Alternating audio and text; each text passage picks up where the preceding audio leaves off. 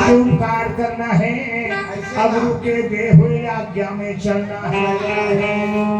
और नहीं चली था है अपन कर्म ला वो जाने। ऐसे का हाँ, जन ही तो मालिक जाने और संसार के जग मानव जाने।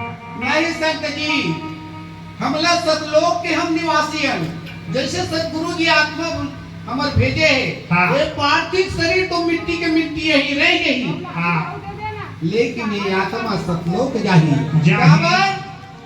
ये आत्मा सतलोक अमरलोक से आए मर भैया। तो जिहा से आए है, यहाँ एक काया मट्टी रूपी ले छोड़ के चल गई। आखिर हम मुड़ खटावत रह जाओगे धरती में। हाँ, और ये हंसा तो जहाँ से आए कहाँ चल रही हमर ठेका ले गया। हो अभी एक गोठियावत है तो गोठियावत है। हाँ, अगर ये दरवाजे को पर ले को पराग ले गिर वो जान निकल गई। हाँ, और हंसा सतलोक चल रही। कोई ठिकाना नहीं। ये मट्टी में पुतला कुछ नहीं कराए। चल भैया आगे तो का हुए जी का हुआ थे इस संसार में हम अल्लाह सत्य धर्म तब ही पाछू कर्म। ऐसे हे मानव समाज ऐसे के गुरु बार बार चेतावत है। का चेतावत भैया चेतावत है गुरु हो पर जाते धर्म बार चेतावरी हमता कर्म सुधार। गुरु पर जाते